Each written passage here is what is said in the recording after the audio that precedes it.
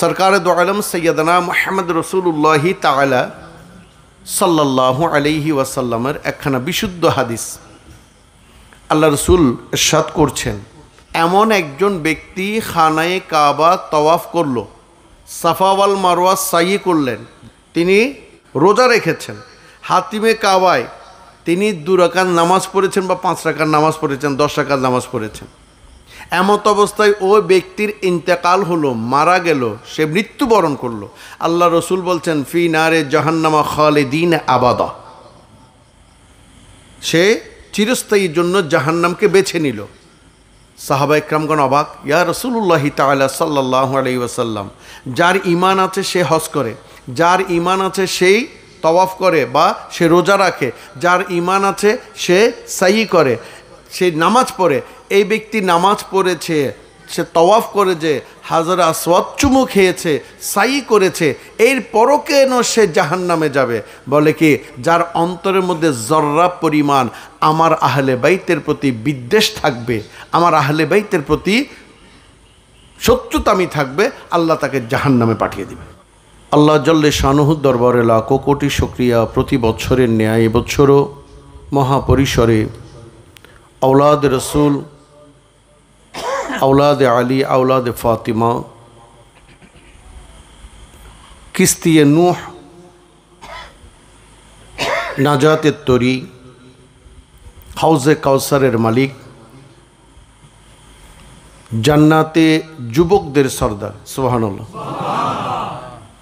ইমাম মাওলা হাসান আলাইহিস সালাতু ওয়াসসালামের পবিত্র শাহাদাত ওরস উপলক্ষে আয়োজিত আজকের এই ঈদে মিলাদুন্নবী মাহফিলের বা আলোচনা সভার মাহফিলের সজ্জ মুহতরম সম্মানিত সভাপতি, সম্মানিত প্রধান ওয়াজিন, বিশেষ ওয়াজিন, আপনারা যারা সামিঈন, পর্দার আড়ালের মহতরমা মুস্তুরাদ মা বোনেরা, এ মাইকের আওয়াজ যত মুসলমান নরনারীর কর্ণগোচরিত হচ্ছে, সাতগাছিয়া দরবার শরীফের পক্ষ থেকে এবং আমি গুনাহগারের পক্ষ থেকে সালাম পেশ করছি। আসসালামু আলাইকুম ওয়া রাহমাতুল্লাহি তাআলা ওয়া বারাকাতুহু।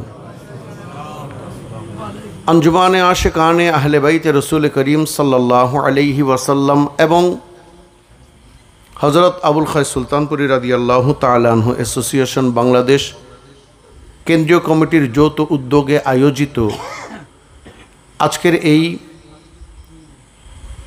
ওরস মোবারকখানা অতীব গুরুত্বপূর্ণ। কালের আবর্তনের ফলে, হিংসাত্মক মনোভাবের কারণে, শত্রুতামির কারণে, সত্যকে ধামা চাপা দেওয়ার নিমিত্তে মিথ্যার পতাকাকে উত্তোলন করার লক্ষ্য নিয়ে সবাই যখন উদ্গ্রীব ছিলেন,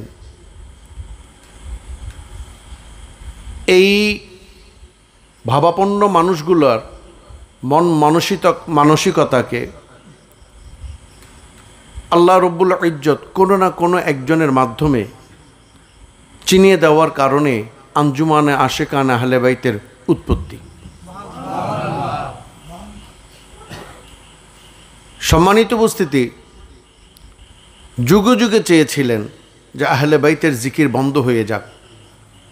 যুগে যুগে সবাই চেয়েছিলেন প্রত্যেকটা আকাবেরের জিকির হয়, কিন্তু প্রকৃত যারা সত্য, প্রকৃত যারা কোরআন, প্রকৃত যারা হাদিস, প্রকৃত যারা নবী মুস্তাফা সাল্লাল্লাহু আলাইহি ওয়াসাল্লামের চোখের জ্যোতি, প্রকৃত যারা ইবাদত, প্রকৃত যারা ইসলাম, প্রকৃত যারা ঈমান, তাদেরকে, তাদের জিকিরকে আমাকে, আপনার অন্তর থেকে মুছে দেওয়ার নিমিত্তে তারা দীর্ঘ 1450 বছর কষ্ট করেছে। এই কষ্টের ফসল তারা লাভও করেছে, কিন্তু কষ্ট পেয়েছে কারা? গোলামে মুস্তাফারা। গোলামে মুস্তাফারা কথা বলতে পারেনি, কথা বলার সুযোগ ছিল না। আলহামদুলিল্লাহ রাব্বিল আলামিন, এখন সে প্ল্যাটফর্ম তৈরি হয়ে গিয়েছে। এখন সে প্ল্যাটফর্ম তৈরি হয়ে গিয়েছে। এখন তারা চেষ্টা করছে যে আমাকে যদি খুন করা হয় তাহলে দেখা যাবে আপনাদের জিকির বন্ধ হয়ে যাবে। না, সেই দিন আর সকলে যেমন বলে এক হুসাইন লোকান্তরে লক্ষ হুসাইন ঘরে ঘরে, আমরাও লক্ষ হুসাইন তৈরি করার জন্য, লক্ষ হাসান তৈরি করার জন্য আজকের এই ওরসের উৎপত্তি।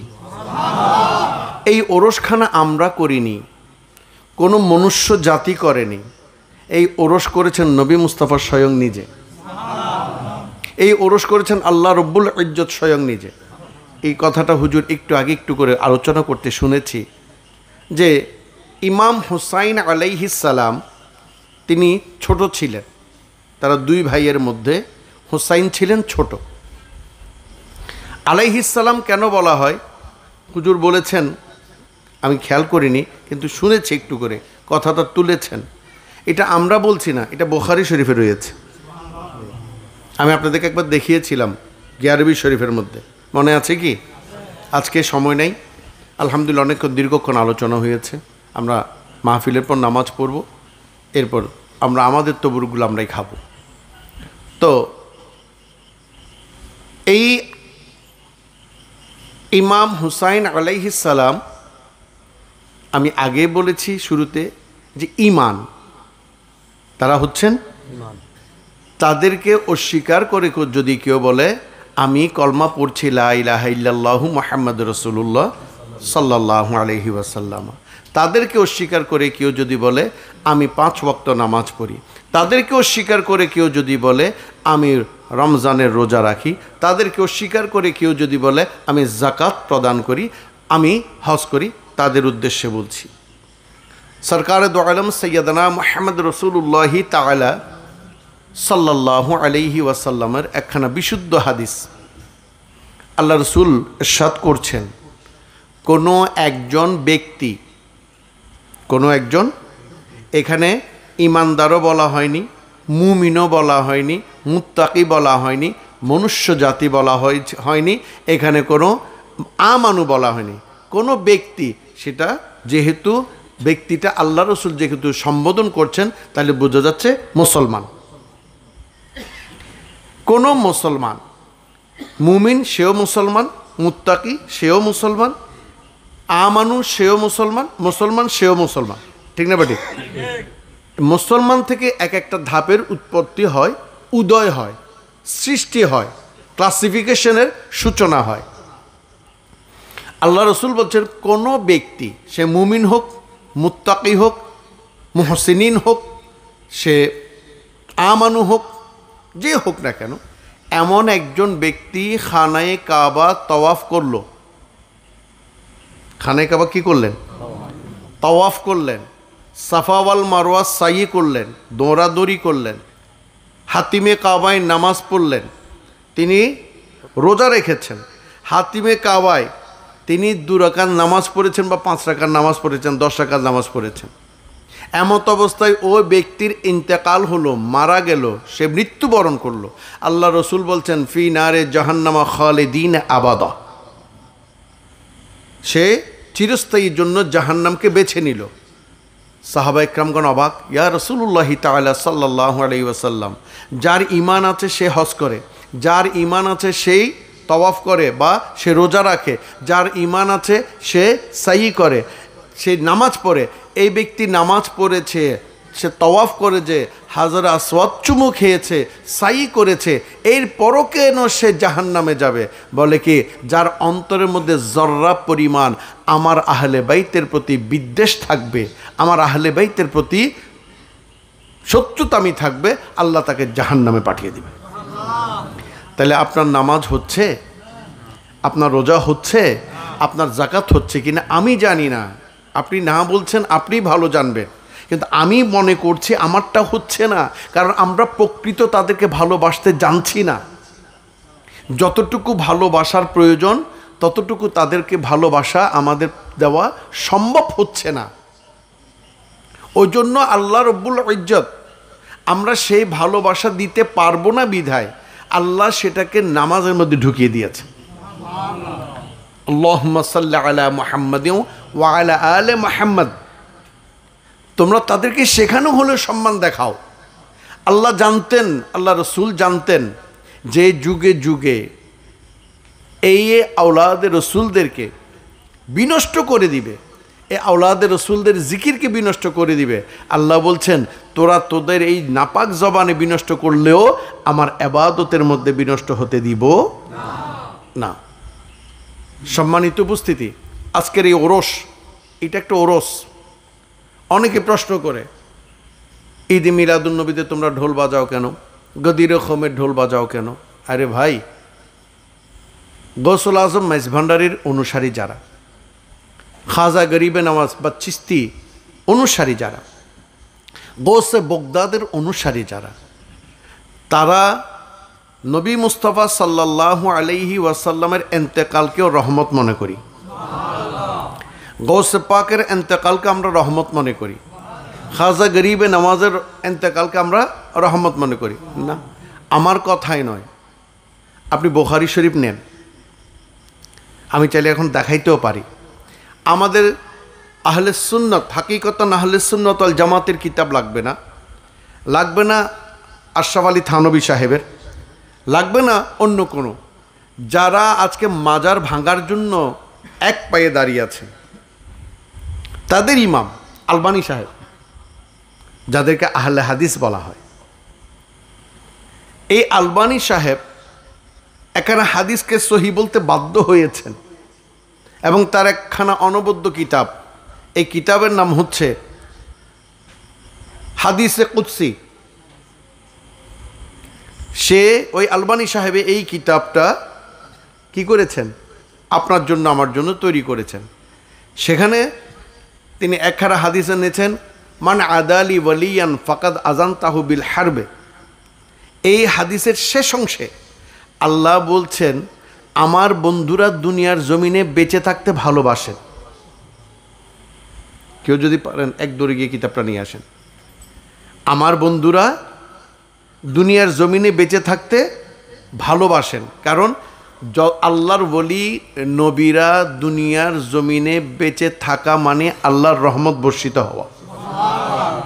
মেশকাত শরীফের 10ম পারা বা 11তম পারার হাদিস, বাবুল শাম ওয়াল ইয়ামেন, এই কিতাবের মধ্যে হযরত আলী মুর্তজা আলাইহিস সালাম পাক পঞ্চতনের অন্যতম যিনি, তিনি বলছেন, যখন সিরিয়াবাসীগণ, সিরিয়ার পক্ষ থেকে দুশমনে আহলে বাইতেরা আলী আলাইহিস সালামকে বেশি কষ্ট দিচ্ছিলেন, এমত অবস্থায় ওই সময়কার সাহাবা ইকরামগণ বললেন, হে আলী মুর্তজা, আপনি এক কাজ করুন, সিরিয়াবাসীদের জন্য লানত প্রদান করুন, তাদেরকে অভিসম্পাত করুন, বদদোয়া দিন।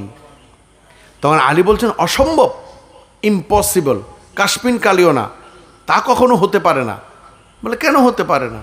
বলে, আমি আমার নবীর নুরানি জবান থেকে শুনেছি যে সিরিয়া এবং ইয়ামেনের মধ্যে 40 জন আল্লাহর আবদাল, আল্লাহর ওলি মজুদ থাকবেন। কয়জন? কিতাবের নাম ফরমানে মুস্তাফা সাল্লাল্লাহু আলাইহি ওয়াসাল্লাম, ওখানে আরো বেশি আছে। 40 জন আল্লাহর আবদাল মজুদ থাকবেন, তাদের ওসিলায় আল্লাহ তাবারক তাআলা আলাইহি দুনিয়ার জমিনে রহমত, বরকত, শস্যাদি আমাদের জন্য দান করে থাকেন। কোরআনের সূরা বাকারার মধ্যে রয়েছে, তালুত গোষ্ঠীকে আল্লাহ রাব্বুল ইজ্জত তাবুত দিয়েছেন। ওই তাবুতের ওসিলায় তালুত গোষ্ঠী সবসময় কি করতেন? বিজয় লাভ করতেন।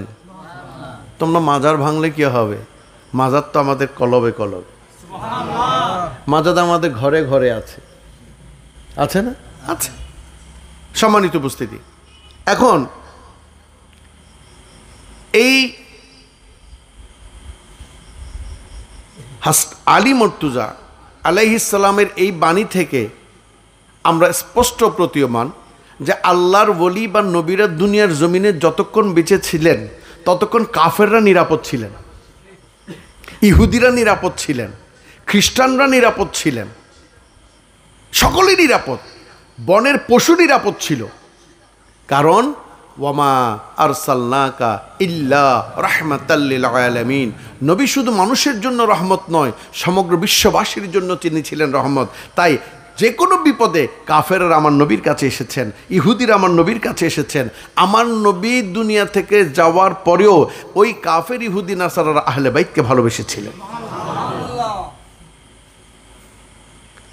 এই আল্লাহর ওলিরা দুনিয়াতে বেঁচে থাকলে যেমন আমাদের জন্য রহমত, দুনিয়া থেকে তশরিফ নিলেও রহমত। দেখুন কিতাবখানা, হাদিসে কুদসি সমগ্র, আল্লামা নাসিরুদ্দিন আলবানী। বাকিটা আমি পড়ব না, কারণ যিনি নবী ওলির দুশমন তিনি কখনো রহমতুল্লাহ হতে পারেন না। হুজুর বলেছেন যাকে হত্যা করলে সে চিরস্থায়ী জাহান্নামী, তাকে যেমন রহমতুল্লাহ বা রাদিয়াল্লাহু তাআলা আনহু বলা যাবে না। রাদিয়াল্লাহু তাআলা আনহু ওয়া রাদু আনহু যালিকা লিমান খাশিয়া রাব্বা, এই কথাটা তাদের জন্য নয়, এই কথা হচ্ছে গোলামে হাসনাইনে করিমাইনের জন্য। এটা শুধুমাত্র হাসনাইনে করিমাইন আহলে বাইতে রসুল করিম সাল্লাল্লাহু আলাইহি ওয়াসাল্লামের গোলামদের জন্য এই আয়াত এবং এই বিশেষ লকবটা তাদের জন্য, সবার জন্য নয়। এই একদম শেষের দিকে তিনি বলছেন, আল্লাহ রাব্বুল ইজ্জত বলছেন, সে মৃত্যুকে অপছন্দ করে আর আমি তার বেঁচে থাকাকে অপছন্দ করি। আল্লাহ বলছেন জি, ইয়াকরাহুল মাউতা ওয়া আনা আকরাহুল মাসাআতাহু, তারা বেঁচে থাকতে পছন্দ করেন, কারণ তারা বেঁচে থাকলে জিকির আহলে বাইত বেড়ে যাবে। তারা বেঁচে থাকলে মানুষ কুপথ থেকে সুপথে বেশি আসবে। তারা বেঁচে থাকলে আল্লাহর রহমত বর্ষণ করতে আল্লাহ বাধ্য হবেন। সেটাও এখানে আছে, এ হাদিস শরীফে আছে। এটা হচ্ছে বুখারী শরীফ 6502 নম্বর হাদিস। 6502 নম্বর হাদিসে আল্লাহ বলছেন, যখন তারা আমার কাছ থেকে কোনো কিছু চায় আমি নিশ্চয়ই তাদেরকে তা দান করে থাকি, অবশ্যই দান করে থাকি। তাই আল্লাহর ওলির দরবারে কেন যাচ্ছি, মাজারে কেন যাচ্ছি? আমাদের বিশ্বাস যে ওয়ালা তাকুলু লিমান ইউকতালু ফি সাবিলিহি লাআল্লাকুম তুফলিহুন, তারা যারা আমি আল্লাহ রাস্তায় কি হয়েছেন, ওয়ালা তাকুলু লিমান ইউকতালু ফি সাবিলিহি আমওয়াতুন বাল আহিয়াউন ওয়ালাকিন লা তাশউরুন, তারা আমার রাস্তায় যারা শহীদ হয়েছেন তোমরা তাদেরকে মৃত বলো না। ওয়ালা তাকুলু, তোমরা বলিও না, লিমান ইউকতালু ফি সাবিলিহি লাআল ফি সাবিলিহি ফি সাবিলিল্লাহি আমওয়াতুন, যারা আল্লাহ রাস্তায় মারা গিয়েছে তাদেরকে তোমরা মৃত বলো না। আমওয়াতুন, মৃত বলো না। বাল, বরং আহিয়াউন, তারা জীবিত। ওয়ালাকিন লা তাশউরুন, তোমরা অধিকাংশই এটা বুঝবে না। তাই তারা অধিকাংশ বুঝছে না। তাদেরকে বুঝানোর জন্য বর্তমান বাংলাদেশেও কি করছেন, বর্তমান বাংলাদেশেও অনেক কবর থেকে আল্লাহর ওলিদের লাশ মোবারক আল্লাহ দেখিয়ে দিচ্ছেন। কিছুদিন আগে একটা লাশ মোবারক হুবহু পেয়েছেন, যেটা আপনারা ফেসবুকে পেয়েছেন। অনেক একটা এই প্রচণ্ড জলোচ্ছ্বাসের মধ্যেও আল্লাহ যাদেরকে জলোচ্ছ্বাসে শহীদি মর্যাদা দিয়েছেন, আল্লাহ তাদেরকে কবুল আর মঞ্জুর করুক, বড় করে বলেন আমিন। তাদের অবস্থা নাজুক, আপনারা যে যা পারেন আমাদের সংগঠনকে সাহায্য করুন, আঞ্জুমানা আশিকানকে সাহায্য করুন। 1 টাকা 10 টাকা 5 টাকা যেভাবে হোক, যেন আমরা তাদেরকে আরও কিছু দিতে পারি, আরও কিছু দিয়ে যেন সাহায্য সহযোগিতা করতে পারি। বিভিন্ন দরবার থেকে করেছেন, বিভিন্ন সংগঠন থেকে করেছেন, আমরাও করে যাচ্ছি, করবো ইনশাল্লাহ, ঠিক না বা ঠিক? তাই আপনাদের কাছে উদারত আহ্বান জানাচ্ছি, আপনাদের যতটুকু তৌফিক আছে, একটা ছেঁড়া কাপড় দিয়ে হলো আপনি তাদেরকে সাহায্য করুন, কাল কিয়ামতে সেটা হবে নাজাতের ওয়াসিলা। তো যাক, এখন এই আল্লাহর অলিদের সম্পর্কে আল্লাহ বলছেন, ওয়ালা তাকুলু লিমান ইউকতালু ফি সাবিলিল্লাহি আমওয়াতুন বাল আহিয়াউন ওয়ালাকিন লা তাশউরুন, আমার রাস্তায় যারা শহীদ হয়ে যায় তোমরা তাদেরকে মৃত বলো না। যেখানে আল্লাহ মৃত নয় বলছেন, আপনি যদি মৃত বলেন আপনি কোরআনের বিরোধিতা করলেন না? তা আপনি নামাজ পড়লে হবে? কোরআনের বিরোধিতা করে নামাজ পড়ছেন, আপনি যদি মুসলমান হন তাহলে আমাদেরকে বলা হয় ইমানদার। আমরা কি? কারণ আমরা কোরআনের পাই অনুসরণ করি, আমরাই করে থাকি কোরআনের অনুসরণ, আমরাই করে থাকি সহিহ হাদিসের অনুসরণ। সহিহ হাদিসে এই কুদসিতে আল্লাহ রব্বুল ইজ্জত আল্লাহ রসুলের মাধ্যমে জানাচ্ছেন যখনই তারা আমার কাছ থেকে কোনো কিছু চায় আমি নিশ্চয়ই তাদেরকে তা দান করতে বাধ্য থাকি। এখন দেখুন, আমাদের যখন কষ্ট লাগে, দুঃখ লাগে, আমরা যখন বেশি দুঃখ পাই, আমরা আমাদের ফ্যামিলির কাছে যাই, আমরা আমাদের বন্ধুর কাছে সেটা শেয়ার করতে যাই, আমাদের কোনো একজন ভালো কাছের মানুষের সাথে শেয়ার করতে চাই। আচ্ছা, পৃথিবীতে সবচেয়ে কাছের মানুষ আল্লাহ না অন্য কেউ? আমার স্ত্রীকে যদি কোনো কথা বলি, সে সেটা লিক করার সম্ভাবনা আছে। আবার দেখেন, আওয়ামী লীগ বা ছাত্রলীগ নয়, লিক শব্দের অর্থ হচ্ছে অর্থাৎ প্রকাশ করে দেওয়া, অন্য কারো কাছে প্রকাশ করে দিতে পারে। আমি যদি আমার বন্ধুর কাছে বলি, সে আরেক বন্ধুর কাছে সেটা প্রকাশ করে দিতে পারে। কিন্তু এমন কতিপয় বন্ধু আছে যাদেরকে আল্লাহ বন্ধু হিসেবে কবুল করেছেন। আল্লাহ কোরআনুল মজিদে বলছেন, আলা ইন্না আউলিয়া আল্লাহি লা খাউফুন আলাইহিম ওয়ালা হুম ইয়াহজানুন। আমার এই বন্ধুদের কোনো ভয় নেই, তারা কোনো চিন্তিত হবেন না, পেরেশানি হবেন না। তোমরা মাজার ভেঙে দাও, তারা পেরেশানি হবে না, তোমাদের উপর কোনো লানত তারা দিবে না, বরং এই মাজার আরো নতুন রূপে সজ্জিত হবে। হচ্ছে কি হচ্ছে না? এখন আবার জান্নাতুল বাকির মধ্যে রওজা করে দিচ্ছে, খবর পেয়েছেন কিনা জানি না, জান্নাতুল বাকি রওজা করে দিচ্ছে। তাইলে এটা নিয়ে চিন্তার কিছু নাই। আর মাজার ভেঙে ফেললেও কোনো অসুবিধা নাই, কারণ একজন আল্লাহর ওলি দুনিয়া থেকে যাওয়ার আগে তার মাজার তিনি মুরিদানের অন্তরের মধ্যে করে রাখেন। ওই জন্য আল্লাহ বলছেন, তোমরা আকাশের দিকে নামাজের সময় আকাশের দিকে তাকাইও না। একটা মশাইলা আছে কি, নামাজ পড়ার সময় আকাশের দিকে তাকিয়ে নামাজ পড়বে না। আমি আকাশে বাতাসে ওখানে ওখানে না, তুমি যেখানে আমাকে স্মরণ করো আমি সেখানে, যেখানে তুমি আমাকে স্মরণ করবে আমি সেখানে। আর যেহেতু এই হাদিসের মধ্যে মানে আদালি ওয়ালিয়ান ফাকাদ আযানতাহু বিল হারবে ওয়া মা তাকাররাবা ইলাইয়া বিন নওয়াফিল ইলাইয়া আবদি বিশাইইন আহাব্বা ইলাইয়া মিম্মা ইফতারাতু আলাইহি ওয়া মা ইয়াজালু আবদি ইয়াতাকাররাবু ইলাইয়া বিন নওয়াফিল। এই হাদিসে, বিশাল হাদিসের মধ্যে আল্লাহ বলছেন, তারা নফল ইবাদত করতে করতে এমন একটা স্তরে, এমন একটা পর্যায়ে পৌঁছে যায়, তাদের চোখ আমার চোখ হয়ে যায় যা দ্বারা আমি দেখি, তাদের কান আমার কান হয়ে যায় যা দ্বারা আমি শুনি, তাদের হাত আমার হাত হয়ে যায় যা দ্বারা আমি ধরি, তাদের পা আমার পা হয়ে যায় যা দ্বারা আমি হাঁটি। তাহলে দেখা যাচ্ছে এই হাদিস দ্বারা প্রমাণ হয়, যিনি আল্লাহর ওলি তিনি আল্লাহর রঙে রঙ্গিলা।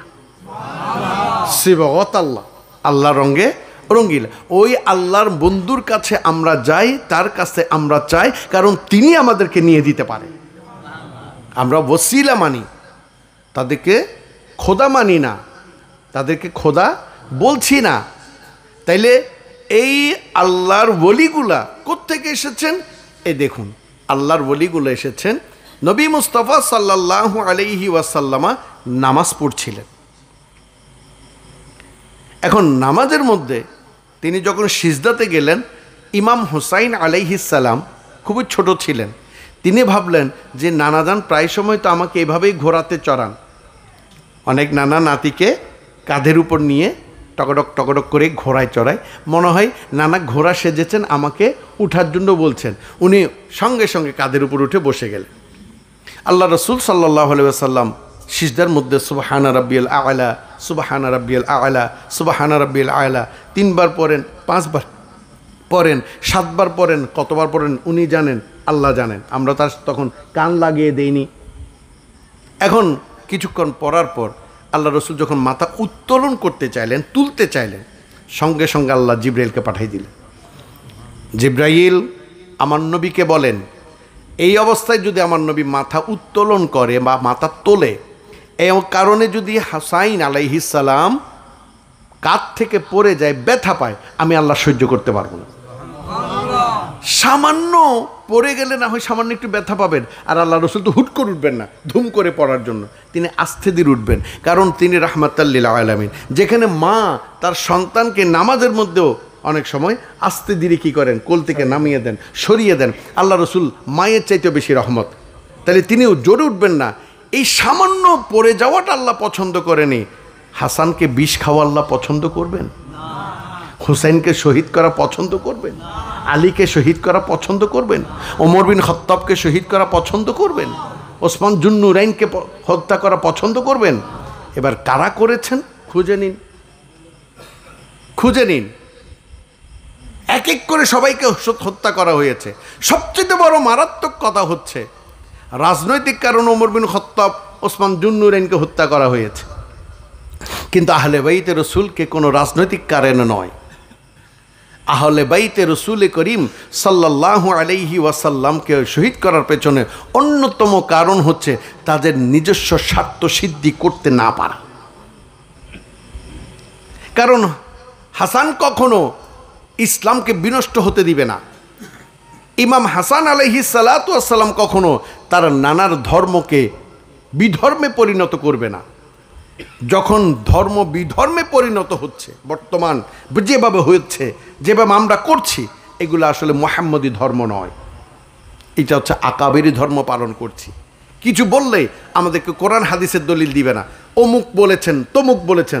আমি অমুক তমুকের ধর্ম পালন করি না। আমাদেরকে অমুক তমুক ধর্ম এনে দেননি। শাহজালাল আমাকে ধর্ম এনে দেননি, শাহপরাণ আমাকে ধর্ম এনে দেননি, গৌসুল আজম মাইজ ভান্ডারে আমাকে ধর্ম এনে দেননি, গৌসে দস্তগীর খাজা গরিবে নামাজ আমাকে ধর্ম এনে দেননি। আমাকে ধর্ম এনে দিয়েছেন মুহাম্মদ রাসূলুল্লাহ তাআলা সাল্লাল্লাহু আলাইহি ওয়াসাল্লামা। আমাকে ধর্ম এনে দিয়েছেন ইমাম হুসাইন আলাইহিস সালাম। বাকিরা কি করেছেন? বাকি বলিরা কি করেছেন? সেই ধর্মকে নতুন করে আমাদের সামনে, সেই ধর্মকে তাদের কাছ থেকে আমাদের কাছে পৌঁছে দিয়েছেন, মাত্র পৌঁছিয়েছেন। আমরা তখন অজ্ঞ ছিলাম, আমরা বিধর্মী ছিলাম, আমরা কাফের ছিলাম, আমরা মুশরিক ছিলাম, আমরা বিধর্মী ছিলাম। এই আল্লাহর ওলিরা মুহাম্মদ থেকে মুহাম্মদ হতে পাক পঞ্চাতন বা আহলে বাইতে রসুল থেকে শুরু করে অদ্যবতী ওলি আল্লাহরা সেই মুহাম্মদী ধর্মটাকে আমাদের কাছে পৌঁছাতে চেষ্টা করেছেন। যেই চেষ্টা করেছেন সেই তিনি শহীদ হয়েছেন, তাকে সেখানেই কতল করা হয়েছে। কারণ মুহাম্মদী ধর্ম আর আকাবেরি ধর্ম কখনো এক হতে পারে না। সম্মানিত উপস্থিতি, আপনারা মনে করছেন এটা নতুন ওরস? এটাই হচ্ছে পুরাতন ওরস। আবুল খাই সুলতানপুরের ওরসটা হচ্ছে নতুন, এটাই হচ্ছে পুরাতন ওরস। বাকি ওরসগুলো সব নতুন। বাকিগুলো আপনি বেদাতের মধ্যে নিতে পারেন, কিন্তু এটা বেদাত নয়। এই তাদের জন্ম, তাদের আবির্ভাব, সেটাও ছিল ওরস। আল্লাহ রসুল সাল্লাল্লাহু আলাইহি ওয়াসাল্লামা, এখানে হাদিস, এই হাদিসখানে এসেছেন মিশকাত শরীফ 572 পৃষ্ঠার মধ্যে রয়েছে। হারিস কন্যা উম্মুল ফজল, তার নাম হচ্ছে লুবাবা, তার নাম হচ্ছে লুবাবা। তিনি হযরত আব্বাস রাদিয়াল্লাহু তাআলার স্ত্রী, প্রিয় নবী সাল্লাল্লাহু আলাইহি ইসলামের চাচি ছিলেন। সুবহানাল্লাহ বলবেন না? প্রিয় নবী সাল্লাল্লাহু আলাইহি ইসলামের চাচি। তিনি একদা বর্ণনা করছেন যে হুজুর মুহাম্মদ রাসূলুল্লাহি তাআলা সাল্লাল্লাহু আলাইহি ওয়াসাল্লামের দরবারে গিয়ে আরজি পেশ করলেন, ইয়া রাসূলুল্লাহ সাল্লাল্লাহু আলাইহি সাল্লাম, আমি আজকে রাতে একটা ভয়ানক স্বপ্ন দেখেছি, খুব ভয়, আমার খুব ভয় পাচ্ছে।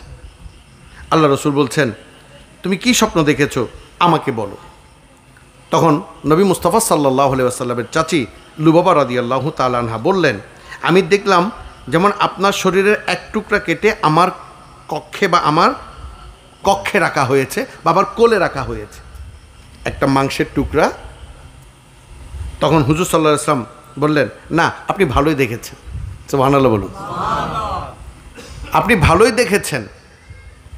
আপনি ইনশাল্লাহ ফাতেমার একটি সন্তান জন্ম নেবে, ফাতেমার একটি সন্তান দুনিয়াতে আসবেন, আর তা আপনার ঘরেই হবে। দেখুন কার জিকির কে করছেন। আজ আমরা হাসানের জিকির করছি, আর মুহাম্মদ সাল্লাল্লাহু তাআলা আলাইহি ওয়াসাল্লামা হাসানের জিকির করছেন। সেটাকে বলা হয় ওরস। ওরস মানে, আমি আগেও বলেছি, ওরস মানে লাফালাফি নয়, ওরস মানে শুধু ঢোল তবলা বাজানো নয়, ওরস মানে শুধু মহিষ গরু আনা নয়, ওরস শুধু পীরের হাতে টাকা গুজে দেওয়া নয়। ওরস শব্দের অর্থ হচ্ছে সেখান থেকে রহমত খুঁজে নেওয়া। ওরস শব্দের অর্থ হচ্ছে সত্য জেনে নেওয়া। ওরস শব্দের অর্থ হচ্ছে পীর ভাইগণ একত্রিত হয়ে মালিকের জিকির করা। ওরস শব্দের অর্থ হচ্ছে জামাতের সহিত নামাজ পড়া। ওরস শব্দের অর্থ হচ্ছে জামাতের সহিত বসে কোরআন তেলাওয়াত করা। ওরস শব্দের অর্থ হচ্ছে আপনার পীরের তসবিহগুলো আজকেই এই সুযোগে একসঙ্গে একত্রিত অবস্থায় পড়া। তারপর আপনি তবুরুক খাবেন, আপনি তবুরুক খাবেন। আমি ওরসের মধ্যে মহিষ গরু এনে সেটা রান্না করে যদি খাওয়ানো নাজায়েজ হয়, তা আপনিও তো রান্না করে আজকে যারা কষ্ট পাচ্ছেন তাদেরকে খাওয়াচ্ছেন। আমার এই ওরসের মধ্যে না খাওয়া অনেক মানুষ খায় না, খায় না, অনেক গরিব মিসকিন এতিম খাচ্ছে না, সেখানে কোনো বাধা আছে? কোনো বাধা নেই। জনৈক তথাকথিত মোল্লা পুরোহিত নাকি বলেছেন যে আমরা ওরস করি, আমরা একটা মহিষ তাদেরকে দিই না কেন? তোমাকে দিয়ে কি তোমার পীরের জিকির করবো? আমার মুরিদানরা আমাকে আমার মুরিদানদের মহিষ গরু দিয়ে আমার জিকির করে, আমার মুলিবের জিকির করে, তোমাকে দিয়ে কার জিকির করতে বলাচ্ছ? তোমারে দিলে কি তোমার পীরের জিকির করতে বলছো? তোমাকে দিয়ে তোমার ব্যবসার প্রতিষ্ঠানকে লাভবান করতে বলছো? আহলে সুন্নাত ওয়াল জামাতকে কোন পীর সাহেব টাকা দেয়নি? প্রত্যেকে আমরা টাকা দিয়েছি, এখনও দিয়ে যাচ্ছি, এখনও দিয়ে যাচ্ছি। প্রমাণ চাইলে আমরা অনায়াসে দিতে পারি। আপনি কিভাবে এই কথাটা বললেন?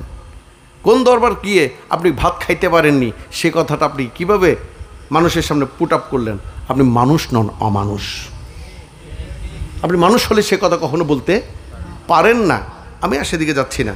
তখন বললেন যে আপনার ঘরে চাচি একজন সন্তান জন্মগ্রহণ করবেন, আবির্ভাব হবে, আপনার ঘরে হবে। ঠিকই ফাতেমার গর্ভ থেকে ইমাম হোসাইনের জন্ম হলো। সুবহানাল্লাহ। তাহলে এই জিকির কি আমরা করেছি না নবী করেছেন? নবী করেছেন। সম্মানিত উপস্থিতি, এই হাসনাইনে করিমাইনের জিকির করাটা হচ্ছে ইবাদত। তাদের জিকির করাটা কি? ইবাদত। আমরা কোরআন হাদিস ইজমা কিয়াসগুলোকে ভালো করে চুলছেরা বিশ্লেষণ করে দেখলাম যে আল্লাহ রব্বুল ইজ্জত বলছেন তাদেরকে ভালোবাসা ইবাদত, তাদেরকে মাদ্দাত। এটা কোনো ভালোবাসা নয়, ভালোবাসার উপরে প্রেম নয়, প্রেমের উপর যদি কিছু থেকে থাকে সেটা প্রদর্শন করার নাম হচ্ছে মাদ্দাত। আমরা কিছুই দেখাতে পারিনি। এই ওরস ইমাম আমার নবী মুহাম্মদ রাসূলুল্লাহ সাল্লাল্লাহু আলাইহি ওয়াসাল্লাম যেভাবে করেছেন, পরবর্তীতে কিন্তু প্রকৃত সাহাবায়ে কেরামগণ করেছেন। পরবর্তীতে প্রকৃত সাহাবায়ে কেরামগণ তাদেরকে সম্মান করেছেন। দেখুন, হযরত আবি হুরায়রা রাদিয়াল্লাহু তাআলা আনহু ইমাম হাসনাইনি করিমাইনের অনেক সিনিয়র, অনেক মুরব্বী। একদিন তিনি তার পাগড়ি খুলে ইমাম হোসেনের জুতো মুছে দিচ্ছে। আর আপনারা বলছেন সাহাবিয়ার আওলাদের রাসূল এক, এটা কাশ্মীর কালেও হতে পারে না। তখন তিনি বলছেন, চাচা চাচা আপনি কি করছেন? বলে, হ্যাঁ, আপনাদের মহাব্বত দেখানো হচ্ছে ঈমান, আপনাদেরকে মহাব্বত দেখানো হচ্ছে ঈমান। তাই আর কথা বাড়াবো না। সম্মানিত উপস্থিতি, এই ওরসখানা এটা হচ্ছে আমাদের নাজাতের ওসিলা। কাল কিয়ামতের ময়দানে ফামান ইয়ামাল মিসকালা যাররাতিন খায়রান ইয়ারা ওয়া মান ইয়ামাল মিসকালা যাররাতিন শাররান ইয়ারা। আল্লাহ রাব্বুল ইজ্জত ভালো কাজের জর্রা জর্রা হিসাব নেবেন, মন্দ কাজেরও জর্রা জর্রা হিসাব নেবেন। সেদিন বাঁচার কোনো উপায় থাকবে না। সেদিনে আপনি বেঁচে যাবেন যখন আপনি বলবেন, আল্লাহ, কোনো কাজ না করলেও আমি আমার পীরের হুকুমে অথবা আমি কিতাব ঘেটে যা পেয়েছি সেটা হচ্ছে আপনার আহলে বাইতের, আপনার নবীর আহলে বাইতের মাদ্দাত, আমি সেটা করেছিলাম। আল্লাহ রসুল বলছেন, আমি তোমাদেরকে পুনর্বার বলছি, বারবার বলছি। সেটা বিদায় হজে বলেছেন, এমনিতেও তিনি বলেছেন। আল্লাহ রসুল বলছেন, আমি তোমাদেরকে আমার আহলে বাইত সম্পর্কে বারবার তোমাদেরকে তাগাদা দিয়ে যাচ্ছি, আমি বারবার তাগাদা দিয়ে যাচ্ছি, আমি বারবার তাগাদা দিয়ে যাচ্ছি। তোমরা তা আমার পরে তাদের সাথে কেমন আচরণ করেছো, কাল কিয়ামতের ময়দানে সেটার বিচার হবে। আমরা কেমন আচরণ করেছি আমরা অনেকেই জানি না। আজকে যে ইমাম হাসান আলাইহিস সালাতু ওয়াস সালামের ওয়াফাত, আজকে যে বেসাল শরীফ, আজকে যে শহীদ দিবস, আমরা সেটা অনেক পীর, অনেক আলেম ওলামা জানি না। আজকে যখন আমাদের এই পোস্টখানা কোনো পেপারে দেখবে বা টেলিভিশনে দেখবে, তারা বলবে অমুকের ওরস করো না, অমুকের তোরস করো না। কোনো কারো ওরসের কথা উল্লেখ নাই, তাদের কথা উল্লেখ আছে। আমরা কোরআন হাদিসের ওরস করছি, এই পারপাসে আমরা গোসে পাকের ওরস করে থাকি, এই পারপাস আমরা হাসনানি, আমরা খাজা গরিবে নামাজের ওরস করে থাকি, আমাদের আপন আপন পীরের ওরস করে থাকি। তাদের ওরস যদি না হয় তাহলে তোমার পীরের ওরস করা জায়েজ, তোমার পীরের নামে নারা দেওয়া জায়েজ নাই। তাই সম্মানিত উপস্থিতি, এখানে শুধু একটা কথাই বলবো, আমি বারবার বলছি, কোরআন শরীফের মধ্যে শুধু একটা আয়াত নয়, অসংখ্য আয়াত রয়েছে। কোন কোন আলেম বলেন ৬,৬৬৬টি রয়েছে, আমরা কোরআন শরীফ খুঁজে পাচ্ছি না। আমরা ৬,২০০ কত জানি ২৩৬ আয়াত পাচ্ছি। তাহলে ৬,২৩৬টা কাজ আমাদের রয়েছে। আমাদের শুধু আহলে বাইত করে চিন্তা করলে তাও হবে না। আমাদেরকে আদর্শগতভাবে, আমার নবীর আদর্শগতভাবে সামাজিক কাজে আমাদেরকে ইনভলভ থাকতে হবে, যোগ সাজস রাখতে হবে। আমাদেরকে পারিপার্শ্বিক, আমাদেরকে প্রত্যেকটা ক্ষেত্রে, লেখাপড়ার ক্ষেত্রে, ঐক্যবদ্ধতার ক্ষেত্রে, আজকে যে আমাদের বাংলাদেশে যে প্লাবন হয়েছে, এই প্লাবনের ক্ষেত্রে আমাদেরকে দক্ষ ভূমিকা রাখতে হবে, যেটা হাসনাইনি করিমাইনের হুকুম, যেটা আহলে বাইতের নীতি, যেটা রসুল পাক সাল্লাল্লাহু আলাইহি ওয়াসাল্লামের আদর্শ, এই আদর্শ থেকে বঞ্চিত হওয়া যাবে না। আপনার সন্তানকে পড়ালেখা করাইতে হবে, আপনার সন্তানকে মানুষের মতো মানুষ করতে হবে, আপনাকে রাষ্ট্রের এই দুর্যোগ অবস্থার মধ্যে একটা সুন্দর সলিউশনে পৌঁছাইতে হবে ঐক্যবদ্ধতার মাধ্যমে। আমাদের ইমাম হাসান আলাইহিস সালাতু ওয়াস সালাম সে শিক্ষা আমাদেরকে দিয়ে গেছেন যে তোমরা বিবাদ করো না, আমি তোমাদের জন্য আমার রসুলের সেই ভবিষ্যৎবাণীটাকে কি করে যাচ্ছে, বাস্তবায়ন করে যাচ্ছে। আমার নবী বলেছেন, আমার এই সন্তান, তিনি সন্তান দেখেছেন, আমার এই সন্তান দুই বিবাদমান মুসলমানদের মধ্যে কি করবেন, সন্ধি স্থাপন করবেন। কারণ এক দল থাকবে হকের পথে, আরেক দল ভুল করে নাহকের পথে যাবে। কিন্তু নাহকে যে ছিল সেই ছিল নাহক, বাকিরা সবাই ভালো ছিল। কিন্তু এই ভালোগুলোকে তারা ভুল বুঝিয়ে যখন ইমাম হাসানের বিরুদ্ধে আনছিলেন, ইমাম হাসান বলছেন তারা না বুঝে এসেছে। তারা, আমার কথাটা বুঝতে পেরেছেন, তারা ছিলেন আমাম, বুঝতে পারেনি, তারা মুরব্বীর কথা শুনেছেন। তাদের একজন মুরব্বী, নাম ধরার তো দরকার নেই, জনৈক মুরব্বী তাদেরকে ফুসলিয়েছেন, ইমাম হাসান ভুল করেছে, হ্যান করেছে, ত্যান করেছে বলে। তার বিরুদ্ধে যখন অস্ত্র নিয়ে যাচ্ছে, তখন ইমাম হাসান আলাইহিস সালাম চিন্তা করলেন, এরা তো আমার নানাজানের সাহাবী, এরা তো আমার নানাজানের অনুসারী, আমি যদি তাদের সাথে যুদ্ধ করি তাহলে তারা কখনো আমাদের সাথে পেরিয়ে আসবে না। তাই তিনি সন্ধি করেছেন। যেদিন সন্ধি করে তিনি তার দস্তখত দিয়ে পেপারটা আরেকজনের হাতে তুলে দিলেন, সেদিন ছিল খেলাফতের শেষ দিন, অর্থাৎ খেলাফত থাকবে 30 বছর। কয় বছর? সেদিনে ছিল 30 বছর পূর্তি। তাহলে ইমাম হাসান যেভাবে দেশ এবং ঈমান রক্ষার ক্ষেত্রে তিনি তার বৃহত্তম স্বার্থ ত্যাগ করেছেন, ঠিক তেমনি আমাদেরকেও আমাদের আঞ্জুমানে আশেকানা আহলে বাইত বলুন, আমাদের WMK ট্রাস্ট বলুন, আমাদের আবুল হাই সুলতানপুরি রাদিয়াল্লাহু তাআলা আনহু অ্যাসোসিয়েশন বলুন, আমাদের student of health fund organisation বলুন, যতই সংগঠক আছে না কেন, আমাদেরকে কি করতে হবে? অবশ্যই প্রত্যেকটা ক্ষেত্রে আমাদেরকে ভূমিকা রাখতে হবে। শুধুমাত্র আমরা এই প্রোগ্রামগুলো করব, প্রোগ্রামে আমাদের জন্য কি নয়, মুখ্য বিষয় নয়। আমাদের মুখ্য বিষয় হচ্ছে উম্মতে মুহাম্মদীকে সঠিক পথ দেখানো এবং এই সঠিক পথে নিজেকে পরিচালিত করার মাধ্যমে, সঠিক পথগুলোর মাধ্যমে মানুষের মাঝে সম্প্রীতি এবং সারেন্ডারের যে নীতি, সেটা শিখিয়ে দেওয়াটা হচ্ছে আমাদের এই সংগঠনগুলোর কাজ। তাই আসুন, আমি আপনাদের সকলকে উদাত্ত আহ্বান জানাবো যে আপনারা শুধু আমাদের বক্তব্য শুনে সুবহানাল্লাহ আলহামদুলিল্লাহ পড়লে হবে না, আপনারা কিতাব খুলে দেখুন, আলেম ওলামাদের কাছ থেকে জিজ্ঞাসা করুন এই কথাগুলো সত্য কিনা, আদৌ এগুলা কোরআন হাদিসে আছে কিনা। যদি থেকে থাকে তাহলে আপনাকে আর পিছনের দিকে তাকাতে হবে না। আর মুরিদানদের উদ্দেশ্যে বলবো, যারা রুহানি সন্তান, প্রথম যে কথাটা বলেছি সেটা হচ্ছে সাধারণ মুরিদানের জন্য।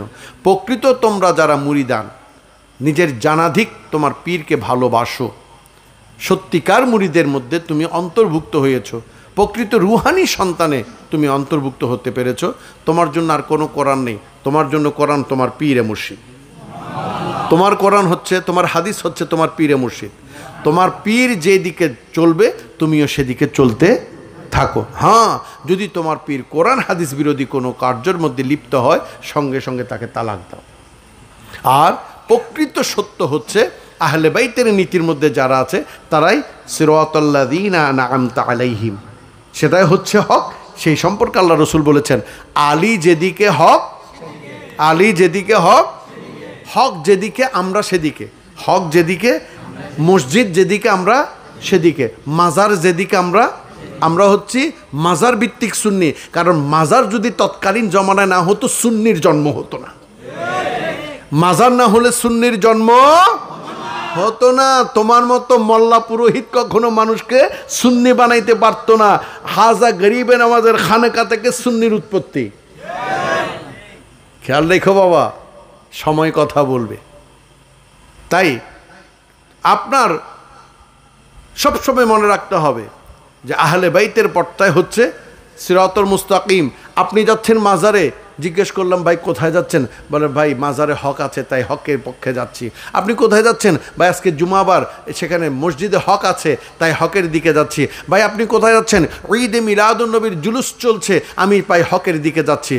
আর ওই হক বলছেন আলী যেদিকে আমি সেদিকে, আলী যেদিকে, জুলুস বলছেন আমি আলীর দিকে যাচ্ছি, মাজার বলছেন আমি আলীর দিকে যাচ্ছি, মসজিদ বলছেন আমি আলীর দিকে যাচ্ছি। কারণ আলী সত্য মিথ্যার পার্থক্যকারী।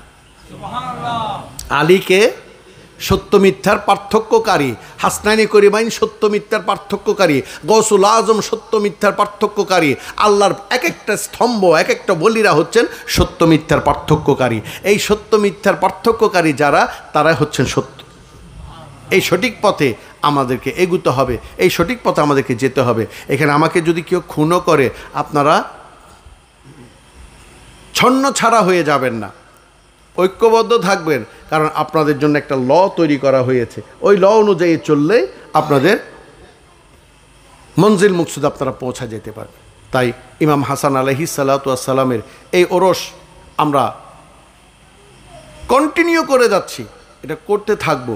আমি মারা গেলে আপনারা করবেন ইনশাল্লাহ, আমি মারা গেলে আপনারা করবেন।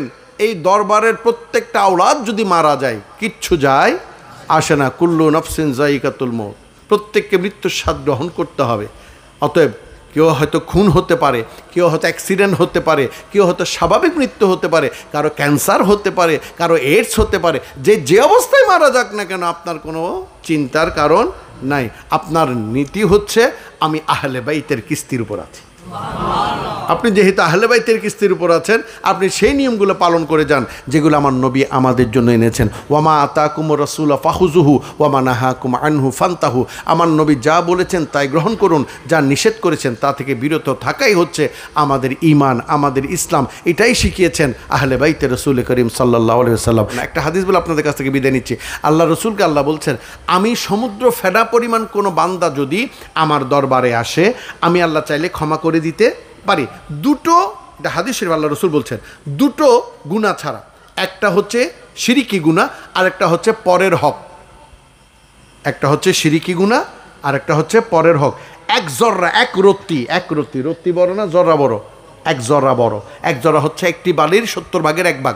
এক জর্রা পরিমাণ আপনি যদি কারো হক গজব করে কবরে যান, আপনি যতই কোরআন সেখানে পড়ুক, যতই ওরস শরীফ হোক, যতই আপনি বুখারী পড়ুক, যতই কিছু পড়ুক না কেন, কোনো লাভ। আপনি জাহান্নামী, হ্যাভ নো ডাউট, কোনো সন্দেহ নেই। আপনি কারো হক গজব করে গেলে, হক শুধুমাত্র জায়গা সম্পত্তি নয়, কারো মনে কষ্ট দিয়ে গেলে আপনি জাহান্নাম ব্যতীত জান্নাত পাবেন না। 1 2 নাম্বার, আপনি কখনো শিরিক করতে পারবেন না, আল্লাহর কাছে কারো, আল্লাহর সাথে কারো শরিক করতে পারবেন না। তাই এখন দেখা যাচ্ছে আল্লাহ বলেছেন তুমি পর্দা করো, আপনি পর্দা করলেন না, আপনি আল্লাহর সাথে, এটাকে বলা হয় কুফুরে সগীরা। আপনি সগীরা কুফুরি করেছেন, আল্লাহর কথাকে আপনি অমান্য করেছেন। এটা সাধারণ মুসলমান করলে এক কথা, কিন্তু একজন তরিকতপন্থী করলে তার জন্য বড় গুনাহ। তাই আমি মা বোনদের উদ্দেশ্যে বলছি, আপনারা পর্দা করবেন এবং পীর বা মাশায়েখের তসবিহ তাহলিলগুলো আপনারা সুন্দরভাবে সুচারুরূপে সম্পন্ন করবেন। এবং প্রত্যেকটা কাজে আপনাদের অবদান থাকা অনস্বীকার্য, আপনাদের অবদান থাকতে হবে। তাই আজকে এই যে বন্যা দুর্গত এলাকার জন্য আমরা সাহায্য চাচ্ছি, আপনারাও সাহায্য করবেন। আমাদেরকে, এবং আপনারা যেভাবে পারেন সেভাবে সাহায্য করুন। পাশাপাশি আগামী 9ই রবিউল আউয়াল সরকারে দু আলম সৈয়দনা মাহমুদ রসুল্লাহ সাল্লাল্লাহু আলাইহি ওয়াসাল্লামের আবির্ভাব উপলক্ষে যে মিলাদুন নবী আমরা করে থাকি, সেটা 9ই রবিউল আউয়াল 13ই সেপ্টেম্বর রোজ শুক্রবার, 13ই সেপ্টেম্বর রোজ শুক্রবার ইনশাআল্লাহ আমরা সবাই আসবো। ইনশাআল্লাহ আমরা আসবো, আমাদের বন্ধু বান্ধবদেরকে নিয়ে আসবো। এই আশা ব্যক্ত করে আপনাদের কাছ থেকে বিদায় নিচ্ছি।